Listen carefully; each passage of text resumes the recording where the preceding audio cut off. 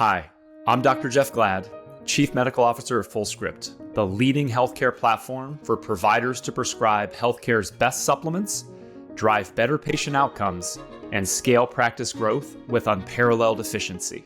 As a healthcare provider, I know that finding time to stay up to date on the latest trends and research in modern medicine can be a daunting task.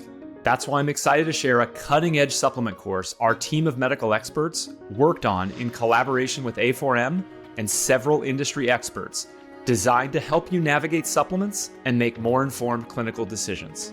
Throughout the 16 hours of content, we'll give you the clinical context you'll need to confidently recommend supplements to your patients. The A4M Supplement Certification course is the perfect starting point or clinical update for optimizing your supplement treatment plans to ensure the best possible outcomes for your patients. Go to www.a4m.com/supplement-certification-course.html and use the promo code podcast20 at checkout to get a 20% discount. Enroll today and elevate your whole person care.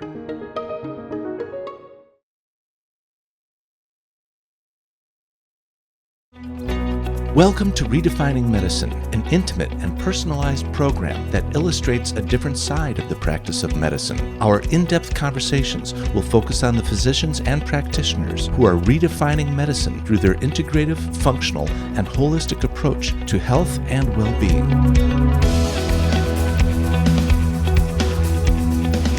Our host for Redefining Medicine is Dr. Erica Schwartz. For more than 20 years, Dr. Erica has been at the forefront of advanced patient care, taking the best from conventional and integrative medicine and applying them to prevent disease. Dr. Erica is a distinguished A4M faculty member in disciplines ranging from hormone therapy, peptide therapy, and IV nutritional support.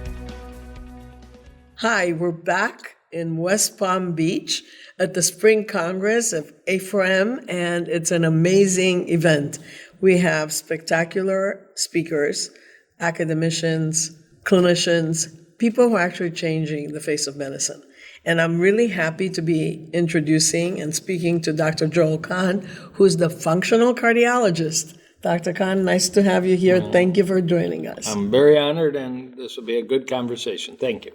Tell me, I came right after you with the talk, and I caught the end of your talk, and I know how you feel about diets and how you can heal yourself with what you're eating, basically. So talk to us about it. But the big challenge has been, we have great data, of course, that lifestyle should be a major component of every area of medical care, and it may be the only necessary therapy for most medical care. People will turn their life around with better nutrition, fitness, sleep, stress management, hormone balance, and all. They may not need prescription drugs. They may not need procedures. But in my field, such an important field, cardiology, given the burden it has on disability and death for men and women, we all know the statistics. We've been rather imprecise in measurement. And, we're in this exciting era of, integrative medicine, functional medicine, precision medicine. And yet in my field, we've fallen down a bit. And it's a bit of a secret. As a former cath lab cardiologist, stent cardiologist, everything is visually estimated. So I spoke today about the role that is really a dynamic upswing of artificial intelligence in cardiology to better care, not to replace doctors or nurses or others, but to make it more precise. Maybe grandma didn't need the bypass because the visual eyeball estimate wasn't very accurate. In fact, almost everything in cardiology is visual eyeball estimation for the need for a stent. People actually heard that. It's amazing. It's a little scary, right? I was one. I mean, still the most critical measurements we make for many people in their life, the need for procedures, the need to maybe be denied a procedure, could be quite imprecise. But the good news is, it's available now. This isn't a futuristic talk. Right now, we have introduced in cardiology in the last 3 years using CT imaging of heart arteries, the most precise way to measure how much plaque a person has, what kind of plaque, whether the kind of plaque they have has negative implications or is more optimistic positive implications. Can you explain? Yeah, well, it turns out, we're all born with perfectly clean arteries. There is no, genetic atherosclerosis syndrome. There are some syndromes where by age 10 you have atherosclerosis. They're tragic. But for most of us, this is a disease in our 30s, 40s, 50s, and beyond. And it begins with small little spots of what we often call now soft plaque, non-calcified plaque. And even soft plaque, non-calcified plaque, there's more stable, lower risk versions, and there's more higher risk versions, fancy terms, necrotic core or pre-heart attack soft plaque. All that's been known by the pathologist, but pathologists don't usually treat patients. We have not had access to identifying, quantifying, and characterizing these plaques. And there is a common test that I encourage people to get called a coronary artery calcium CT scan, about $100 in New York, $100 in Detroit. But it only shows older, more advanced plaques. It misses this early phase. And why wouldn't we want to pick up a disease that's so important in our lives early as possible to start in getting our lifestyle on track and start getting, if needed, nutraceutical or pharmacologic treatment and the rest. So we've been missing that completely. There's just been no way to judge it. And then a little over time, some of these plaques will quiet down, stabilize, become calcified, become sort of burnt out, become like a volcano, no longer active. And we used to focus mainly on the calcification of arteries because that is something you can measure with ultrasound or with CT. But we're now realizing, based on scientific studies, that that's a late process and one that is actually a bit lower risk. So we can, and the other profound finding that I see in my practice all the time, and Dr. Helen Messier talked this morning on it in her practice around the country, is the number of people that have no clue that they're walking around with plaque, large amounts of plaque, large amounts of this soft, non-calcified pre-heart attack plaque. It's radical. So are we ready for everybody at age 40 to get a heart CT angiogram with artificial intelligence like they might now? I understand the new recommendation is mammograms at age 40 and colonoscopy we moved to 45, maybe because of the rise in colorectal cancer, we'll move that to 40. Nobody gets screened for heart disease if you think about it, unless you're with an aggressive, medical team. I think appropriately aggressive medical team. But now that this breakthrough is there, that we can, quantify and prognosticate with a test that takes about 3 or 4 minutes. It's a little pricey right now, but like most market forces, and a lot of it's software, the software prices will come down. So it might cost you in the neighborhood of $1,500 to $2,000 to self-pay and get a complete. But people with a family history, mom, dad, grandma, grandpa, brother, sister, people that know they have a high cholesterol, homocysteine, lipoprotein little a, people that made mistakes and smoked for a while and let their weight and metabolic status go out of whack, they may want to jump on board and say, let's join the new era. And that's what I spoke about. And to me, as a cardiologist that's practiced now in a number of different settings, private practice, academic practice, now my own preventive practice, this is the most exciting thing we've encountered in cardiology. Any question you have, what's the optimal diet for cardiovascular disease? What's the optimal fitness program for cardiovascular disease? What's the impact of this nutraceutical or that pharmacologic drug? Within about a year's time, you can do a baseline and a follow-up study and get measurements that are accurate enough that you probably don't need 1,000 people to study some therapies. You probably could do it with 5 patients, and that has been lacking in my field. We know, just one example, there was funding to study aged garlic, a supplement, and its impact on coronary anatomy. It took about 80 people, but we've proven that aged garlic as a supplement shrinks and lowers soft, dangerous plaque in coronary arteries. It should be in the drinking water. It should be part of every cardiology patient's program to be on some form of aged garlic in their program. It's scientifically proven, published, and repeatedly shown throughout. Plus, it's very good for the endothelium. It lowers homocysteine, lowers blood pressure. I mean, if you can do that with one supplement, you could do it with others and other agents. So we really almost have to redo our entire cardiology care and really figure out what's working, what's helping patients. We used to just count bodies, and we'd have to do 15,000 patient studies and who's alive, who's free of a heart attack. But now we can do these, really, really powerful small studies because the science has advanced so far. So do you do the CAT scan on every patient in your practice? Well, I'll just say, to be fair, we have to counter the fact, of course, and you can't unfortunately make these measurements with MRI, which is a non-radiation technique. You can't make these measurements with ultrasound. You can in the carotid arteries. You can do very accurate measurements like this in the carotid arteries using ultrasound. The advantage, of course, is no radiation. But as CT scanners have gotten more and more advanced, the radiation doses come way down, and very often it's equivalent to a woman having a mammogram. It's not an outrageous amount. So in my practice, if you just come see me and say, just check me out, that's not that rare. I am concerned. I just want to be well. I mean, I read Tony Robbins' book. I want that kind of workup, which many people do.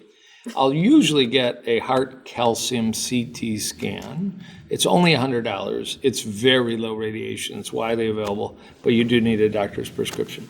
And if that comes back 0 and my advanced lab panel and thorough clinical history doesn't find much more, might be happy with that for a while. But we are finding that some of those people still have this soft, invisible plaque that only the advanced and AI studies can find. So more and more, I just ordered one of these studies on a 38-year-old. I'm moving my criteria down a bit, always letting the patient be involved in that, decision-making. But it's a 38-year-old whose father died of, early heart disease. So Makes sense. Why wouldn't I? know I'm a 0, but why wouldn't I want to go the next step?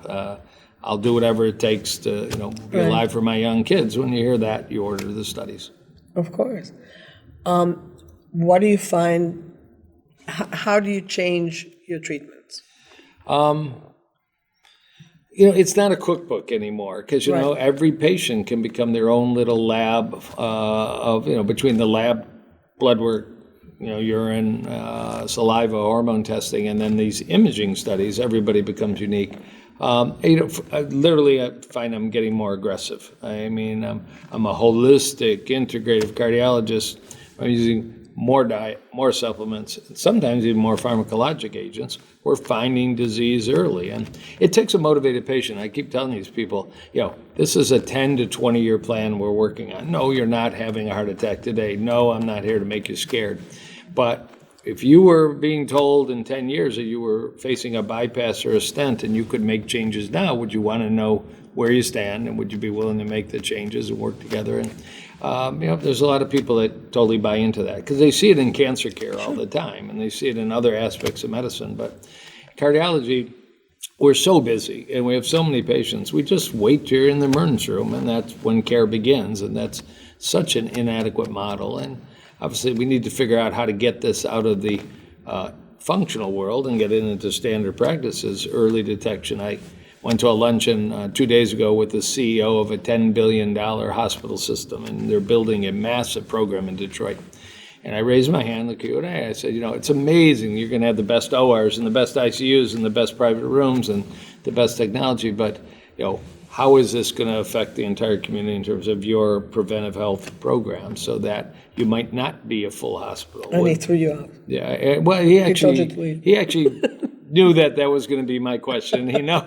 He knows my background, and he talked about programs they have for healthy food, and healthy fitness, and healthy educational programs. But that's where we should be putting the emphasis. And everybody in your community, my community, we get it. But we get it. Lots but how out do there we don't get it out to the rest of the communities? Yeah. And we work very closely. We're very aggressive in cardiac, actually. Good. And in our practice, and we work with Lenox Hill and Northwell Health, the chair of the department there. And everything you say is what they're doing. They're very aggressive. And they make sure, and then we have the whole thing now with their, these drugs that they're trying to put them on that insurance is not covering, like Repatha. Right. Talk to us a little bit about when do you put that in with the lipoprotein late? Yeah. It is a real challenge. I'm in a cash-based cardiology practice, like a lot of the practices here. But I still got to work with insurance to get approval for testing, get approval for therapy, and it is a challenge. A lot of people get denied, unfortunately, and these are expensive options. And I usually encourage them, even if it's an 8-week trial, maybe you pay on your own for 8 weeks, and we'll reassess them. We can make a decision, maybe even reapply. and show the insurance company, look at the results, and this is the reason we selected it. And it's been exciting. I mean, the number of therapeutic options we have in cardiology, and I'm sure in most specialties, certainly in diabetes care, but in cardiology, much greater. And it's exciting times, but economics are economics. And the earlier you can diagnose, the less you need pharmacologic agents, and the more you can use lifestyle and nutraceuticals at a much lower cost. When you talk, my favorite cholesterol particle on the planet is lipoprotein, little a. I wrote a book on the topic. I see hundreds, if not more, patients that see me. A genetic cholesterol that affects 20 to 25% of people, and maybe 2% of practitioners order that as a blood test, and I wish it were 100% right now. Right, and they think that statins would cover it, Right, which and doesn't in do fact, anything. statins do nothing They for cover up lipoprotein for little a. They actually Right. boost production Yes. in a way that we wouldn't design. But the future's bright. I hope we'll see this come to fruition. Several of the large pharmaceutical houses like Novartis and Amgen have clinical trials underway. They look very hopeful. But until the bottom line is the blood levels go down, the heart attacks go down, the strokes go down, more people are alive, which we should know the results of some of these in the next couple of years. Right. We have a dangerous particle in the blood. It's not dangerous for everybody. You can have a But very we high know blood now level. it's causative. But you better look at the carotids and Right. look at the heart. And you know it's causative now. And it's causative without any doubt. And we'll have dramatically powerful therapies, usually injectable drugs like Repatha, but Right. unique drugs. And we'll And they help used to do people. colchicine too, they would say. Yeah, would help, colchicine, right? the good thing about colchicine, colchicine is an old gout drug that is Right. being repurposed now for so many different things, but chronic heart disease, post-heart attack care. But nobody knows about that. Yeah, it's getting out there. It's a Getting funny out story, there. it's a very inexpensive drug that's been around Yes. for a long time for gout. Right. But they've come out with a version for heart patients that's hundreds and hundreds of dollars a month. Can you It's- imagine? Yeah. So I still prescribe the gout version. course. Because it's pennies a day, and for pericarditis, inflammation, we've used Right. it. Lately, we're using it for chemotherapy-induced damage to the heart. It's really this all-purpose switchblade old drug that most people tolerate. So that's been a great addition to the armamentarium that isn't $500 a month, Yeah. pennies. So we have hope there. We have hope. We have hope there. What would you say to a primary care physician who is into functional Yeah. prevention? At what point do they send them to you? Good question, because I get asked a lot. I'm in Detroit, although I'm licensed in many states. I do a lot of telemedicine, but it's not all 50 states. Is there somebody in my community? And the answer is there usually isn't. There is a real deficiency and a real need. If anybody's listening to this, there's a real deficiency and need for functional medicine trained cardiologists. You'll love the career. You'll be busy forever. You'll make the same income as when you were, in a hospital, but you'll be your own boss. It's a huge change. It's been about 10 years for me and a wonderful change, although I was very happy in my old role. A calcium score over 0, should trigger at least a pretty good blood workup and all the standard questions about lifestyle. And if you move to these advanced CT angiograms with artificial intelligence, there's a way to stage them. You've got stage 1, stage 2, stage 3 heart disease. Certainly the stage 2, stage 3s probably should be seen by a cardiologist. Truly, though, most standard community-based wonderful cardiologists don't really know that this revolution is underway. No. And the smart ones, because I hear this from my patients, say, wow, I've never seen these studies. That's remarkable. I'll find out about it. But usually the answer is the opposite. This can't be of any value. Nobody's told me about it, and we'll go do our usual work. So just learn what we just told you. Right. And use it in your practice. Right. And when you get the results, then you can find the right cardiologist. Right. And, there's good resources online by the small community of cardiologists that are using this advanced approach. I probably should update and even come out with a book real quick because I think it's a pretty hot topic. I agree with you. Well, thank you so much. Thank you. So.